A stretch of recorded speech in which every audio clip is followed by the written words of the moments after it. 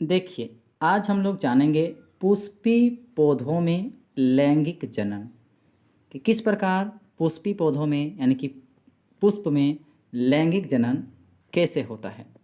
तो आइए समझते हैं। आवृतबीजी, जिसे इंग्लिश में एंजियोस्पर्म कहते हैं, तो आवृतबीजी के जननांग पुष्प में यानी कि आवृतबीजी यानी पुष्प धारण करने वाले पौधे में जो जनन अंग होते हैं वो पुष्प में होते हैं, तो पुष्प में अवस्थित होते हैं। ठीक है, तो जनन अंग कहाँ होते हैं? पुष्प में। आप पुष्प के विभिन्न भागों के विषय में पहले ही पढ़ चुके हैं।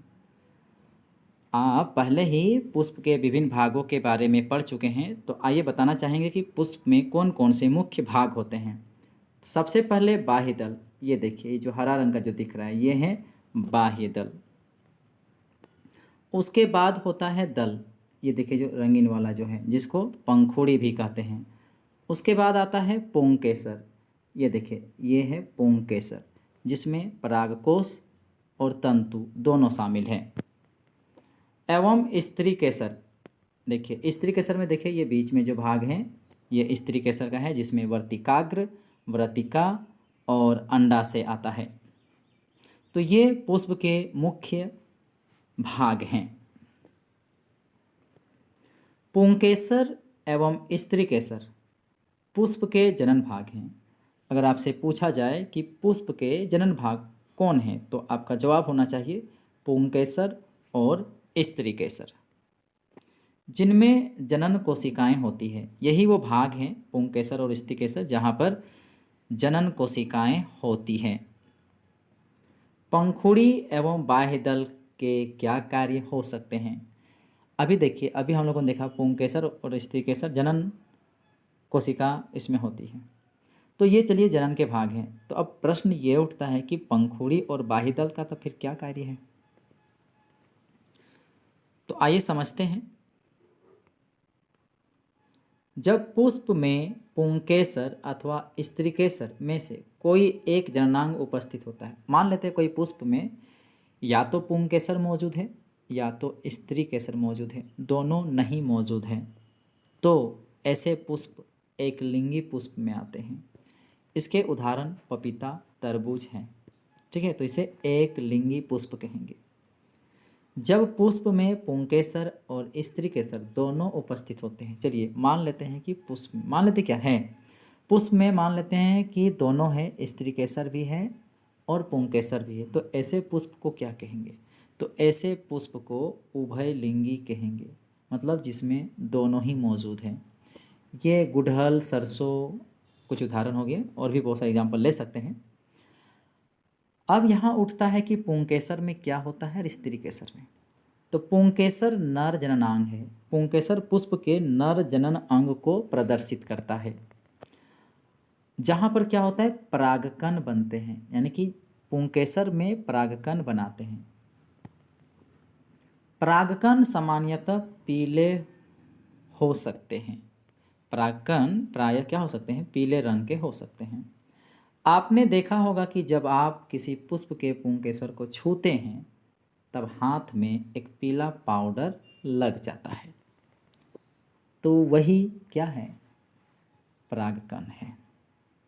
स्त्री केसर पुष्प के केंद्र में अवस्थित होता है, ये बीच में स्थित होता है, तथा यह पुष्प का मादा जननांग है। यानी स्त्री केसर नाम से ही पता चलता है कि ये पुष्प का मादा जनन अंग है। ये 3 भागों से बना होता है। मादा जनन अंग 3 भागों से बना है। आधार पर उभरा हुआ, आधार जो निचला हिस्सा है उसमें फूला हुआ भाग अंडाशय है। मध्य में लंबा भाग वर्तिका है और शीर्ष भाग वर्तिकाग्र है, जो प्रायः चिपचिपा होता है। वर्तिकाग्र जो होता है क्या होता है? चिपचिपा होता है। यहाँ पर देखिए, ये देखिए यहाँ पर ये चिपचिपा वाला भाग वर्तिकाग्र, इसमें देखिए पतला सा भाग ये बीच में, ये आपका हो गया वर्तिका, और नीचे जो यहाँ पर जो भाग है वो अंडाशय जो फूला हुआ भाग है, आधार का बात कर रहा है। ठीक है,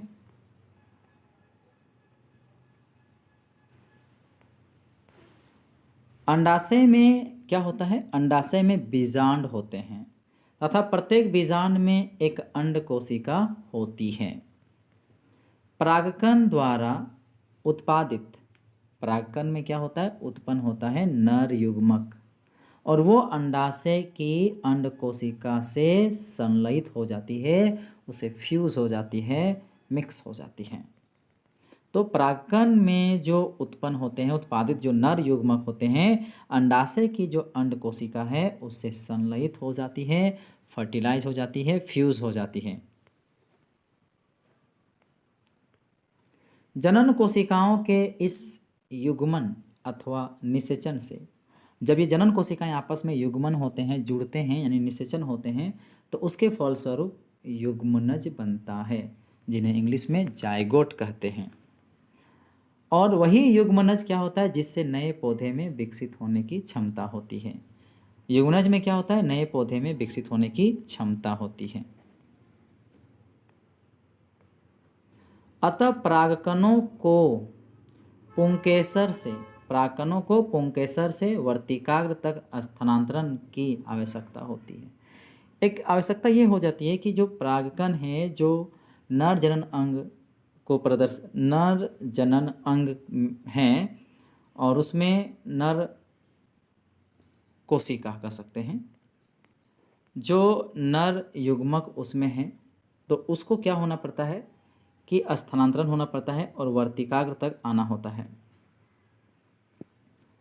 तो यहाँ पर लिखा है कि परागकणों को पुंकेसर से निकलकर, कहाँ से, पुंकेसर से निकलकर कहाँ आना होता है, वर्तिकाग्र तक स्थानांतरण की आवश्यकता होती है।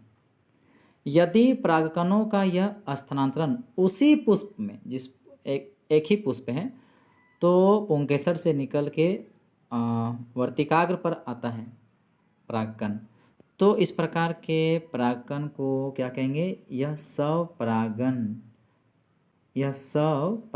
कहलाता है। स्वपरागन में क्या होता है, उसी पुष्प के पुंकेसर से परागकण निकलकर वर्तिकाग्र तक स्थानांतरित होता है। परंतु एक पुष्प के परागकण दूसरे पुष्प पर, ठीक है, दूसरे पुष्प पर अगर स्थानांतरित होते हैं तो उसे परपरागन कहते हैं।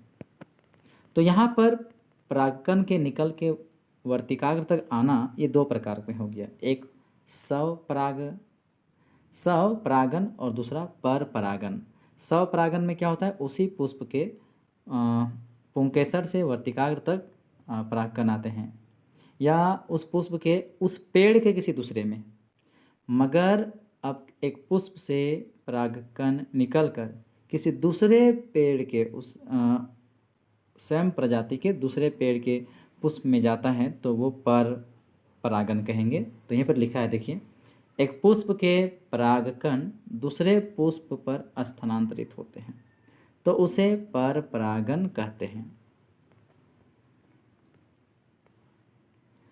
एक पुष्प से दूसरे पुष्प तक परागकणों का यह स्थानांतरण, एक पुष्प से दूसरे पुष्प तक जो परागकण जो स्थानांतरण हो रहे हैं, ये वायु द्वारा, जल द्वारा अथवा प्राणी जैसे वाहक द्वारा संपन्न होते हैं।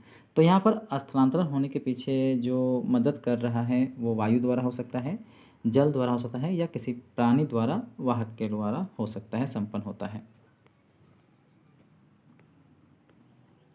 परागकणों के उपयुक्त वर्तिकाग्र पर पहुँचने के पश्चात, जब परागकण वर्तिका पर पहुँच जाता है, तब क्या होता है, नर युग्मक को अंडाशय में स्थित मादा युग्मक तक पहुंचना होता है। नर युग्मक तो पहुंच गया वर्तिकाग्र तक परागकण के द्वारा उड़ के, किंतु उसे अंडाशय में जो स्थित है मादा युग्मक, वहां तक पहुंचना होता है। इसके लिए परागकण से क्या होता है, एक नली विकसित होती है। परागकण से एक नली निकलता है जब वो वर्तिकाग्र में गिरता है, तथा वर्तिका से होती हुई बीजांड तक पहुंचती है। निषेचन के पश्चात, अब जब वहां चला जाता है और मादा युग्मक के साथ निषेचित हो जाता है नर युग्मक, तो निषेचन के पश्चात युग्मनज में अनेक विभाजन होते हैं। युग्मनज में अनेक विभाजन होते हैं तथा बीजांड में भ्रूण विकसित होता है। बीजांड से एक कठोर आवरण विकसित होता है तथा यह बीज में परिवर्तित हो जाता है। अंडाशय तीव्रता से वृद्धि करता है और परिपक्व होकर फल बनता है। ठीक है, तो यहाँ पर समझने को आ रहा है कि युग्मनज में जब अनेक विभाजन होते हैं तब बीजांड में भ्रूण विकसित होता है और बीजांड से एक कठोर आवरण विकसित होता है और वो बीज में परिवर्तित होता है। उसके बाद देखते हैं कि अंडाशय में भी तीव्रता से वृद्धि होती है और अंडाशय में जो तीव्रता से वृद्धि होता है और परिपक्व होकर चेंज होकर वो फल बनाता है। इस अंतराल में जब यह फल बन रहा था, वहाँ बीज बन रहा था, उस अंतराल में क्या होता है, जो बाह्य दल होता है, पंखुड़ी जो होता है, पुंकेसर जो होता है, वर्तिका जो होता है और वर्तिकाग्र, ये प्राय सभी क्या हो जाते हैं, मुरझा कर गिर जाते हैं। क्या आपने कभी पुष्प के किसी भाग को फल के साथ अस्थायी रूप से जुड़े देखा है? पुष्प के किसी भाग को फल के साथ अस्थायी रूप में देखे हैं? तो जरा सोचिए। बीजों के बनने से पौधे को क्या लाभ है? जरा सोचिए, अगर बीज अगर होता है तो पौधा को क्या लाभ होता है, मतलब बीज से पौधे को क्या लाभ होता है? देखिए ध्यान से, अब इसका जवाब आता है। बीज में भावी पौधा अथवा भ्रूण होता है। बीज में क्या होता है, भ्रूण पाया जाता है, जो उपयुक्त परिस्थितियों में नवोद्भिद में विकसित होकर फिर से वो विकसित होते हैं। वो बीज जब सही सूटेबल परिस्थिति मिलती है तो विकसित होता है और इस प्रक्रम को अंकुरन कहते हैं। क्या कहते हैं? अंकुरन कहते हैं। तो यहाँ देखिए, इस चित्र के माध्यम से समझा जाए तो जब ये देखिए परागकण यहाँ आ गया तो देखिए परागकण से देखो परागनली बना है, तो ये सबसे पहले वर्तिकाग्र था और ये परागकण यहाँ आया है। उसके बाद देखिए यहाँ पर हल्का सा जो दिख रहा है नर युग्मक, वो इस पराग नली से होते हुए यहाँ तक पहुँचता है, अंडाशय तक पहुँचता है और अंडाशय के अंदर देखिए यहाँ पर मादा युग्मक के साथ संलग्न होता है, जुड़ता है। अब आता है क्रियाकलाप 7.7। चने के कुछ बीजों को एक रात तक जल में भिगो दीजिए। चना के जो कुछ बीज है ना, उसको एक रात तक क्या कीजिए, जल में भिगो दीजिए। अधिक जल को फेंक दीजिए, अगर अधिक जल है तो फेंक दीजिए, सिर्फ हमको नमी से, मतलब नमी जितना होना चाहिए। तथा भीगे हुए बीजों को जो है गीले कपड़े में ढककर 1 दिन के लिए रख दीजिए। ध्यान रहे कि बीज सूखे नहीं, इस बात का ध्यान रहे कि बीज सूखे नहीं। बीजों को सावधानी से खोलकर, जब बीज को आपने रात भर जो भिगा दिया, उसके बाद क्या करना है, बीजों को सावधानी से खोलकर उनके विभिन्न भागों का परीक्षण कीजिए। देखिए उनके कौन कौन से भाग हैं। अपने परीक्षण की तुलना चित्र 7.9 से कीजिए और उसके बाद आपने जो देखा होगा उसको यहाँ पर जो चित्र है ये देखिए, इसी से आप इसकी तुलना करने बोला है। जो आपने जो देखा उसको यहाँ से तुलना कीजिए। ठीक है, फिर पूछ रहा है कि क्या आप सभी भागों को पहचान सकते हैं? जब देखें तो क्या आप सभी भागों को पहचान पा रहे हैं? तो यहाँ देखिए, हम लोग भी थोड़ा देख लेते हैं।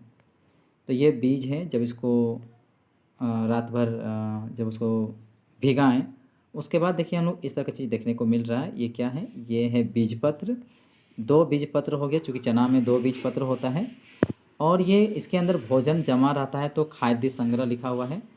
इसके ऊपरी भाग को प्रांकुर कहते हैं, जो आगे जाके भावी प्रोह, मतलब इसी से आगे नन्हा पौधा तैयार होगा। नीचे देखिए मूलांकुर है, जो आगे जाके भावी जड़ बने, आगे जाके वो जड़ बनेगा। मतलब यहाँ से सीखने को मिला कि प्रांकुर आगे जाके तना बनेगा और मूलांकुर आगे जाके जड़ बनेगा।